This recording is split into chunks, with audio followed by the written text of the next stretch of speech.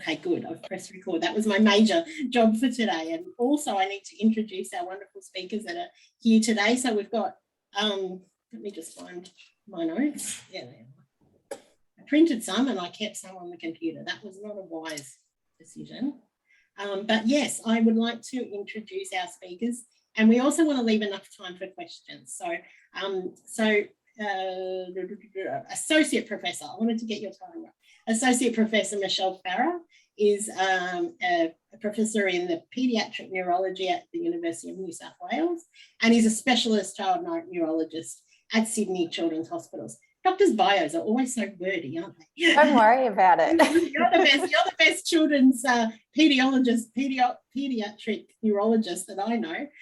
So you're a director on the MD New South Wales board. You're a very good friend of our organisation. You're doing lots and lots in the space with SMA. So we would love to hear you speak about your experience with children, Michelle. But I'll also introduce Christina at this point. So Dr. Christina Liang is a neurologist in the neuromuscular clinic at Royal North Shore Hospital.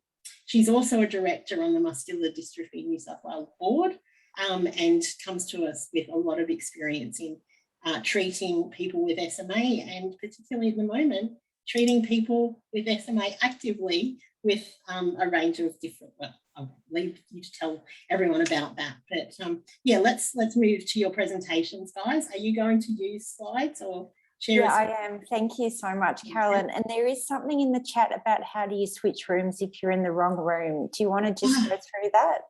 Do you know? Do I know? Because I don't. So at the bottom of your screen, there's a breakout room, and you should be able to get into it from that way, maybe. Or else you would need to send a message to Laura or Alicia. So if you're in the wrong breakout, we spent hours trying to get people into the right breakouts, but it always never seems to quite work. Do you think, Michelle and Christina, we should leave questions till the end of your presentation, or should we have them as we go? My presentation is going to be 3 minutes, probably. Excellent, because that's what we wanted, lots of time for questions. Yeah, so I'm happy to be interrupted, but I'm going to leave most of the time for questions and discussions. Yeah, well, if you're speaking for 3 minutes, I think we can hold questions or put them in the chat so we remember them. Yeah. Great.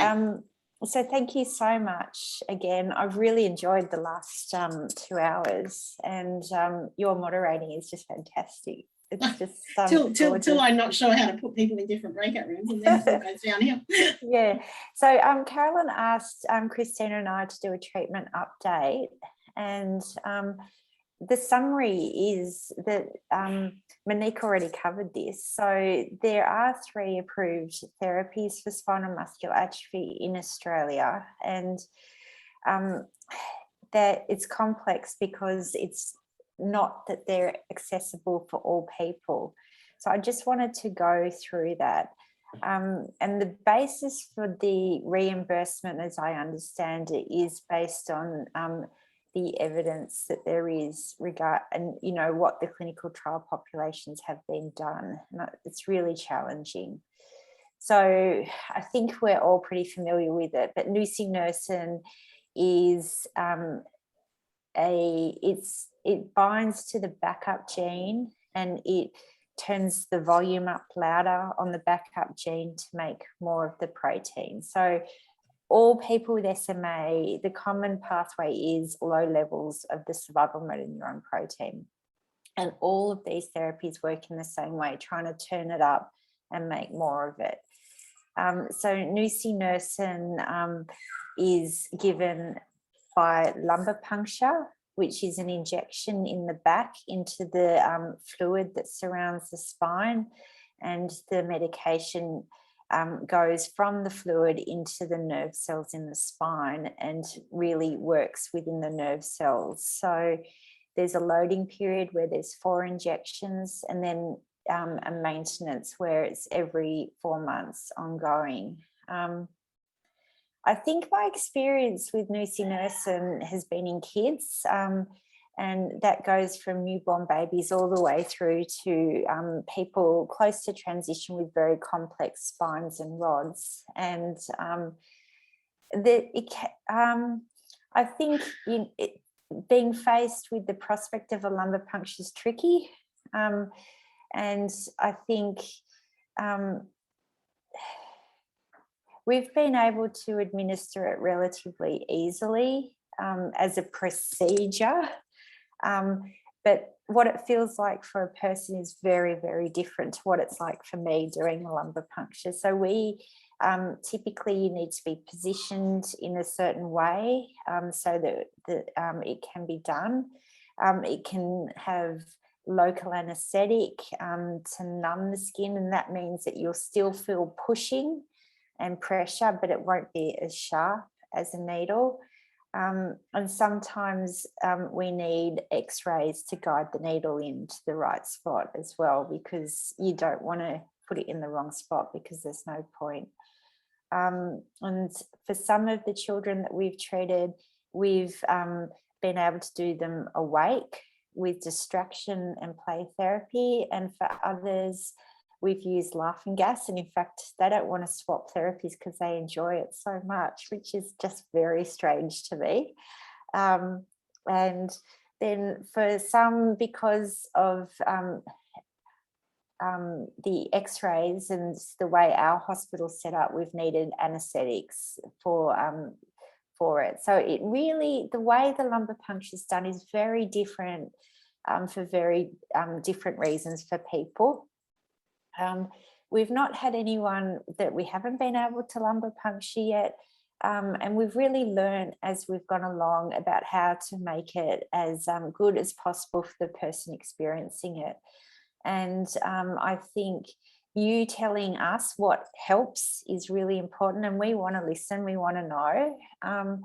We've also found different ways can reduce the side effects. So the most important side effect is headache. And that's because it's if you make a hole where the fluid, there's a sac that contains the fluid, and if you make a hole, you can get a leak out of the hole, and that causes low pressure, and that's what causes headaches. And then if you're moving around, it can also cause vomiting.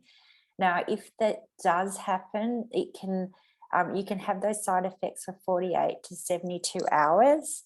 And the best treatment for them is to drink lots of fluid, which sounds awful when you feel like really bad, but it helps, and to take pain relief and to keep lying flat, okay? And it will go away. And if you have that side effect once, it doesn't mean that you're going to get it every time. It's just to do with the procedure itself. And if you have your first few lumbar punctures, it doesn't mean you're never going to get that side effect. It's with every procedure, there's a possibility. But I think knowing that it can happen so it's not scary and you think something else has gone wrong is important, but also knowing what to do if it does happen is important. And in fact, caffeine helps shut the hole faster as well. So in fact, the only time I prescribe Coke to my patients is after a lumbar puncture. And in fact, Mountain Dew is the drink that has the most caffeine in it. So we've learnt lots through that procedure. The second therapy is the gene therapy, and they've got terrible names. It's onasemnogene abeparvovec or Zolgensma. Now this is, it's giving back the missing gene, okay? And I think I explained this last year, but it's to give the gene, it's given inside a virus. And in fact, the dose of the virus, if you pile dollar coins one on top of each other, the stack of dollar coins would get from the moon, from the land of the earth to the moon and back. That's how many viruses or letters you have to post. And it's per kilogram. So clearly the bigger you are, the more you need, and it gets really tricky. So far, it's only really been done in small children, and the safety profile's only in small children. That's why the approval's only for babies or infants up until 9 months. And I think, as Monique said, there are real side effects that can be really serious. So we really need to go very carefully because it has to be safe. We don't want to give a medicine that actually makes things worse. So that's why it's in a very narrow population at the moment. It's given through a vein, so it actually goes all around the body. The first place it goes is the liver, then it goes into the nerves and the muscles as well. In the future, there'll be ways to think about other ways to do it so that other people who are heavier may be able to get it safely. So there are some studies planned to look at lumbar puncture injections of gene therapy in the future. So that's the space to watch. Very cute baby. So yeah, the side effects, and then risdiplam. So this is works on the backup gene to increase the protein as well, and it was approved this year, and it's just been put on the PBS. For people with SMA with symptoms who start therapy between 2 months and 18 years, it's taken once a day, every day by mouth. And there hasn't been a lot of side effects that have been reported, and that's where we're up to. So just trying to advance the slide. This is the pipeline of drugs. So the first 3 have been approved, and there's clinical trials still looking at those 3 drugs to see how they work in more people with SMA beyond those that have already got through clinical trials, and we understand a lot about how it works. So you might have heard of the DEVOTE study in Spinraza, and that's looking at a higher dose with a different loading regimen, and it's thought that it actually might be more effective, but the study hasn't yet been completed, so we don't know that for sure. And then I think there's further studies planned with all the therapies, and then I think the pipeline, we're looking at a future with SMA where there may be more therapies looking at different ways. So not just looking at increasing the SMN protein, but looking at other parts of SMA and seeing if we can do that. So you might have heard of Scholar Rock, which is looking at the muscle and trying to make the muscle grow more through an antibody that blocks myostatin, which doesn't allow muscle growth. And that's clinical trials are continuing in that. And I think we don't yet know if that works or not. And so there'll be lots more that happens in the years to come. So where do we stand clinically is, I think we in the Children's Hospital, we don't really talk about SMA type 1, type 2, type 3 anymore because people are changing. We now talk about it by function and what people are able to do. And so non-sitters, sitters and walkers. So I think, and we might classify people by when they present with symptoms, but yeah, I think, and we're facing lots more people, and our clinic's getting very, very, very busy. But that we're very happy that we're able to treat in the Children's Hospital, and we really want to help people and share our experiences so that everyone can do the best they can. And yeah, as I said, what patients and families want is very important. So definitely let us know what you're thinking and answering questions. It's a very rapidly changing space and there's lots of uncertainty. A big challenge, I think, is what we see on social media and Facebook and overseas. We're seeing people on 2 or 3 therapies. It's very ad hoc. The evidence is not there. There's some small publications coming out, but they're single experiences, and that's not really strong evidence to say if they're safe or if they work. One note. How do you monitor that? If someone's on more than one treatment, how do you know what's affecting them? That's exactly sounds ridiculous. Yeah, I'm with you. The other thing is that in the animal models, there's some concerns that too much SMN protein may not be safe as well. And it may actually, over a long-term period, be toxic for nerves, moving nerves, but also sensory nerves. So the concept that more is better may not be true. And that's really important. Safety. You wouldn't want to just be taking lots and then down the track you find out it's not good. So I think the other thing that we think is really important is making goals, and it's based on the person in front of you.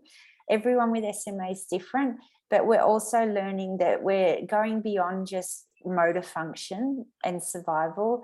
It's breathing, it's swallowing, it's everything that's important. And, you know, from a family and the patient perspective, it's quality of life. And we do recognise the burden of treatment is also very, very important. So we're continuing to work with that. And that's the end of my presentation. So I'm going to unshare my screen, I hope. Thank you. So it's over to Christina. Thank you, Michelle. That's wonderful. I just have to get myself off mute.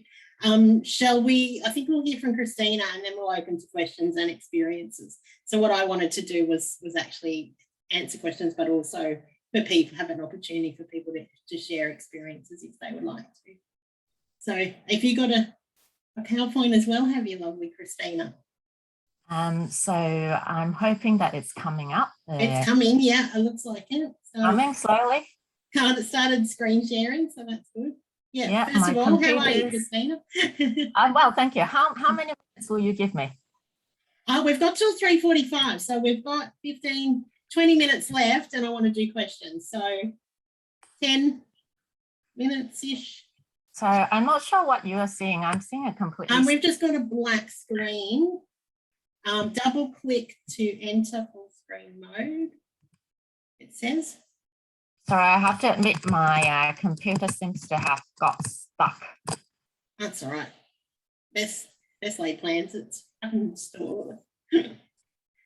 Yeah. Did you want to just speak to your slides, Christina, or did you want to? Yeah, I might do that. So I'll share with you the slides a little bit later when my computer decides to work. Yeah, so if you go out of screen sharing mode, then we can see you a bit better. Yep. So I am just going to talk to you about the adult side of the treatment, if that is okay. I will try again to see if I can share the slides. I apologize.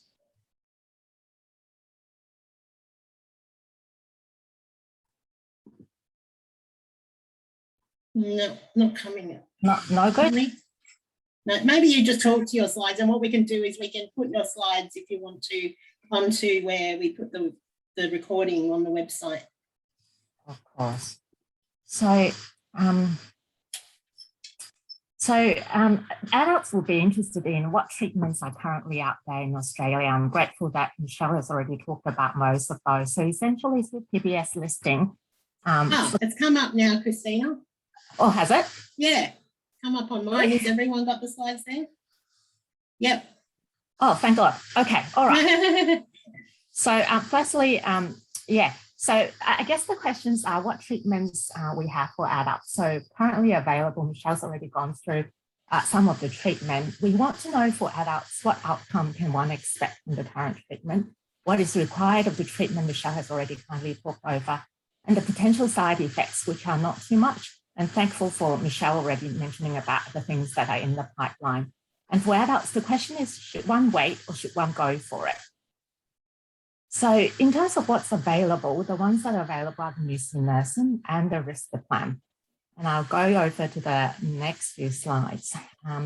So for nusinersen, for adults who haven't been suggested for the therapy, the loading doses are given intrathecally, meaning through a lumbar puncture on day 0, 2 weeks later, 4 weeks later, day 63, and then thereafter on maintenance every 4 months. This treatment is available for those who have started since before age 18, but for adults currently there's access through compassionate access. Just so you know, Christina, your next slide is not showing. You're still on the first one. Okay, thank you. Keep telling me, Carolyn, but I'll keep talking. So it's probably a tech thing. It's not you.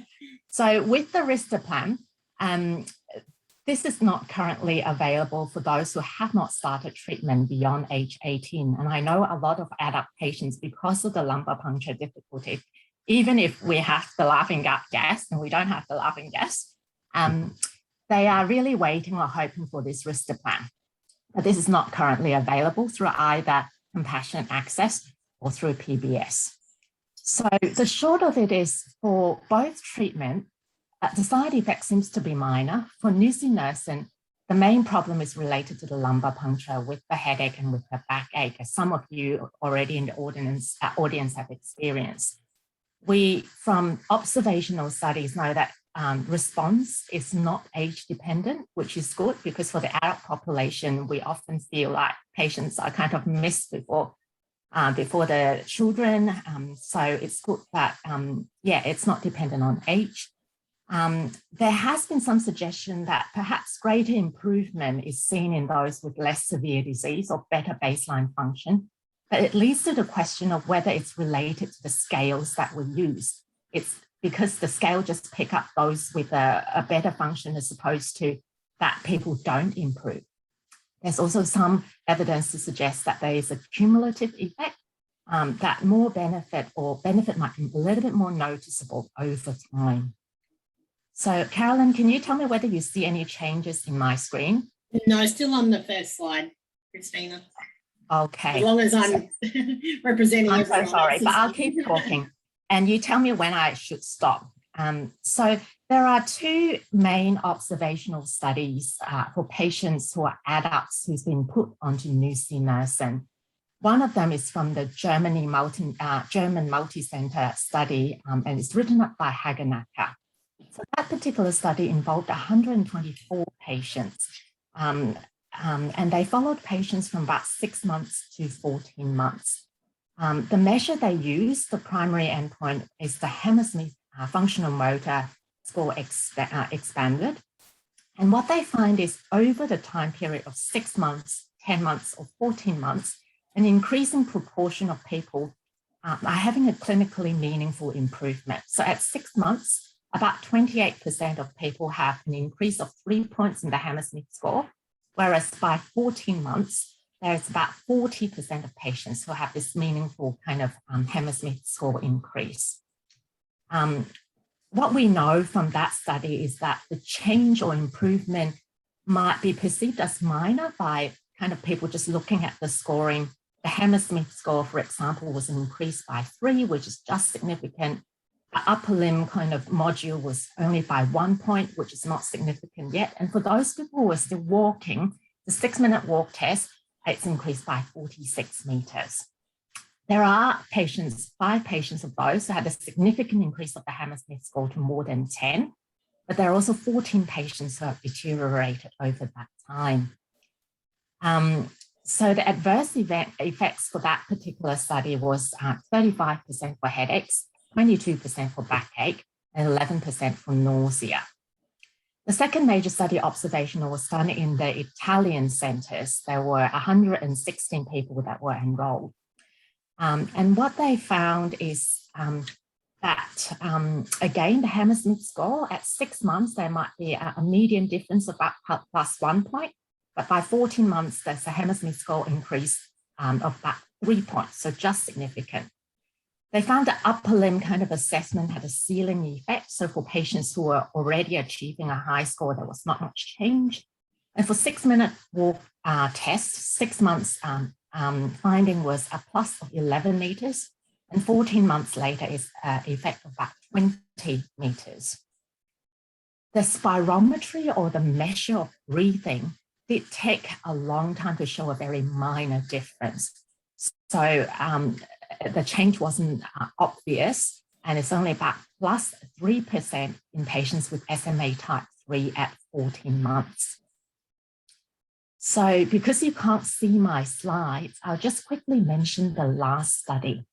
So a more recent study done again in the German group found treatment expectations and perception of therapy in adult patients with SMA.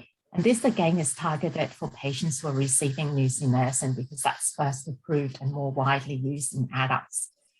It involved 151 patients. And what they found is over a median follow-up of 6.1 months, and these includes patients aged from 15 to 69 years, that they subjectively felt maybe about 10% symptoms improvement.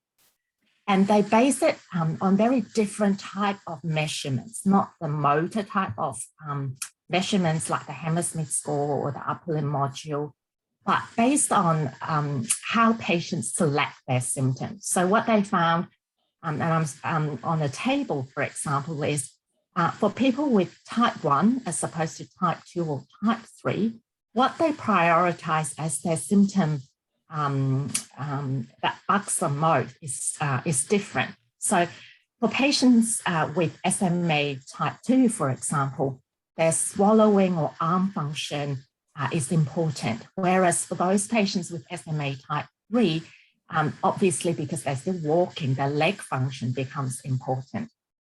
And when patients were asked, how likely is it that you will recommend nusinersen to a friend who suffers from SMA? It's also interesting that over the period of 24 months, more people tends to promote them. So at 12 months, about 53%, but by 24 months, 71% thought that it should be recommended to a friend.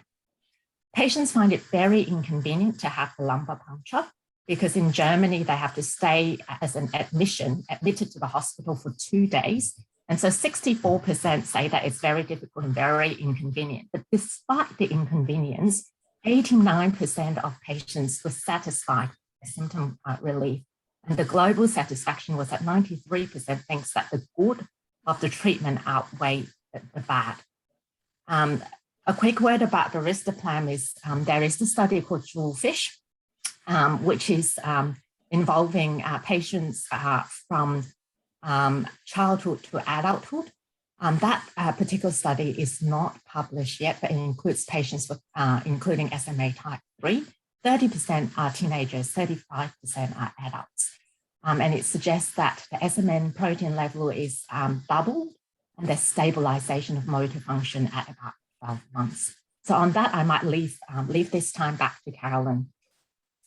Thank you so much, Christina. Really great information, despite not being able to see your slides, but we will pop them. Are you happy for them to be shared on the link when we put the website? Definitely. On the website? Great. Well, we'll put both yours and Michelle's okay with that on the website. But let's open up. We've got 10 minutes. Let's open up to questions and experiences. So, 10 minutes. So we've got 10 minutes. I think Andrea has written in the chat that her son's gone. Andrea, you there? He's with us. Yeah, there you are in red. Hi, Andrea. Yeah. Do you want to very quickly, succinctly share with us? Okay, so Sam went this week up to Queensland, which has been a bit of a nightmare because of the COVID situation, with Lismore being in the restricted area. So we've made the decision, or rather he has, to change from the nusinersen to risdiplam because of the accessibility, because otherwise we have to drive the 10 hours down to Sydney, which is not viable. Really useful considerations. I mean, I know some people that live right near the hospital that's injecting them. So why would it, that's a different thing for you. So yeah, and he hasn't started that yet, Andrew? No, they had to go through all the paperwork at the minute. So hopefully this would be his last injection. And I was just reading from Katrina that her son has swapped and it's been very positive for him, and Jamison has been very positive for her. So I was just interested to see if anybody else was in this platform to see. Did anyone else want to talk about their experience or have any questions at this point?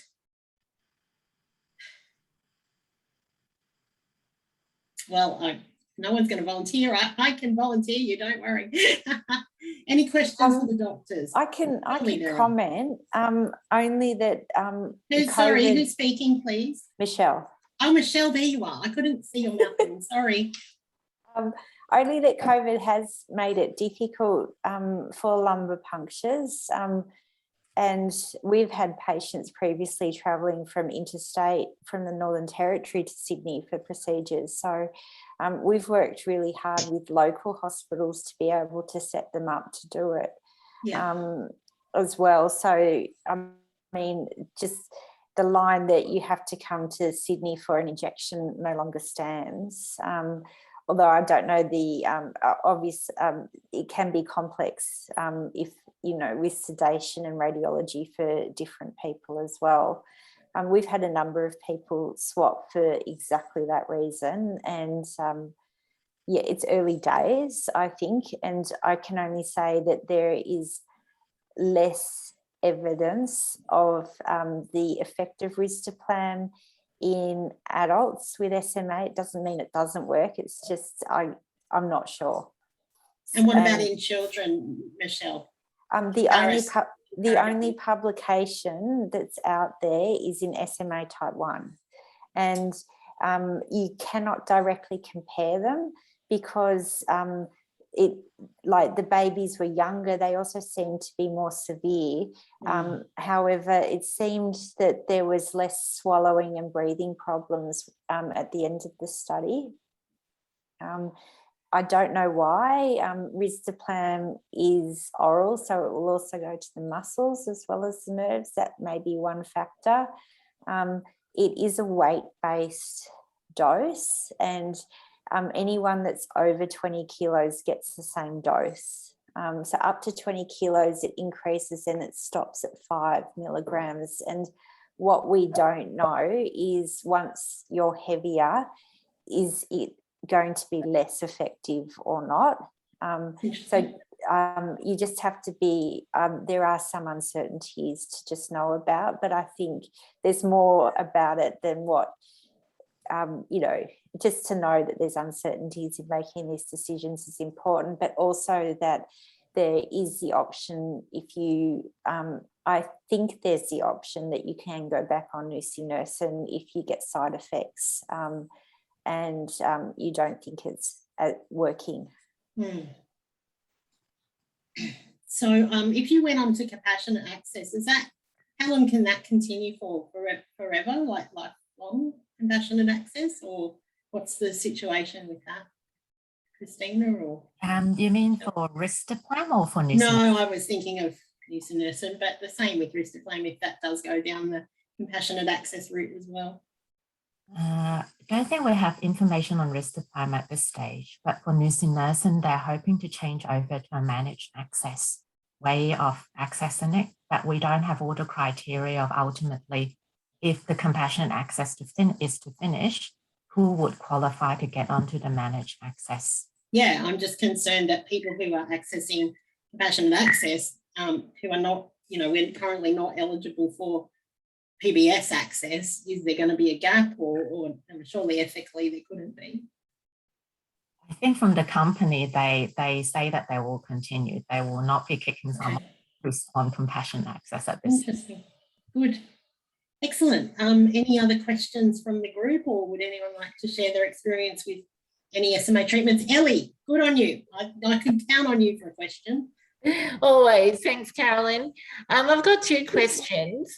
I wanted to ask the two doctors, are you aware if Biogen will be working on a simpler version of nusinersen, like oral, like risdiplam? Would they be working on something like that at all?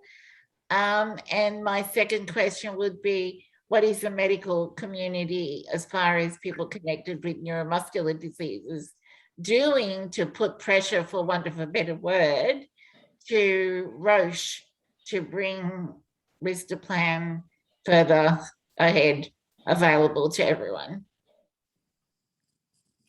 Who would like to take that, Christina or Michelle? I think, well, Biogen are looking at a higher dose nusinersen. It cannot be oral because it will not work at all, basically. Because if you take a tablet of nusinersen, it won't even get absorbed into the blood and even be of any use getting into the spinal cord. So they're looking at a higher dose and less loading. I think that similar to what you heard about from Monique with Duchenne muscular dystrophy, there'll be a next generation of nusinersens where they're chemically modifying the original drug. And that may mean that it's more effective again, because it could be given at different doses, different regimens, and have better penetration. I mean, I think it's remarkable that you give something into spinal fluid and it manages to get into the middle of the spinal cord. So if we can do that more effectively, there might that is good. So I think that is being worked on. In terms of Roche and risdiplam, definitely every time I talk to them, I ask that question, and they've really heard that message from the medical community loud and clear. Yep, so there is a submission coming up for the PBAC to approve nusinersen for adults again in the end of the year. They're meeting in March, but I think the comments come out in the end of November. Is that right, Michelle? I think that's what I heard last night on the SMA webinar. Okay. Thursday night it was. Yeah, so, again, it's about getting the data. They want the data, the PMAC want the data that it's effective, but they also want the cost to be right. So they were saying that, that they can't just fund whatever price the medical pharmaceutical companies put on these drugs. And so, yeah, there's a bit of advocacy work being done and we need to keep doing it. Ellie, I think going back to your question, we need to keep the pressure onto the pharmaceutical companies as well as to making sure the data is collected correctly and making sure we're all on the registry, as we talked about this morning. Are there other things that you think, Christina and Michelle, that we could be doing as a community to get access to treatment? I think joining the registry would really be helpful. One of the issues with risdiplam is it doesn't have the data in adults, even for, that nusinersen has at this stage. And that's partly the reason why, and the studies are not published as well. So they're still collecting data. And I think real life data will also be helpful. Yeah, absolutely. Sorry, Dr. Christina, do you know where they're collecting data from if they're not trialing on anyone? So the jewelfish study that's not been published is, I think, still ongoing. Michelle can correct me if I'm wrong. So those include patients up to age 60. At the moment for risdiplam, the adult physicians are trying to help Roche to approach the PPAC. And that also includes trying to unify or make uniform what information we collect for adults, the type of scales we use so that we can go across different hospitals and different centres and collect the same data. This session's gone so quickly. I think we have only a minute left. So if there's any quick questions. Kate's question in the chat. Sorry, Kate. Yep. I don't think a higher dose will come with a higher price tag. The way that pricing is complex, and I don't begin to understand it, except that it's based on cost effectiveness, and you're comparing it with other drugs now. So yeah, I don't 46 seconds. I'm sorry. I don't think we can assume a higher dose is a higher cost. Thanks, Michelle. Thank you. I'll wrap up at this point because we're going to get booted out of this session, electronically transferred back. Could everybody please put their hands together and thank you to Michelle Farrar and Dr. Christina Liang. Thank you both for your excellent work in the SMA field. And it's awesome to see that there are some treatments now available for people and, particularly for kids at this point that are having some excellent results, but also for adults. I never thought in my day that there would be some treatments. So thank you so much, ladies. That's wonderful. And we will see you back in the main room, everybody. Thanks for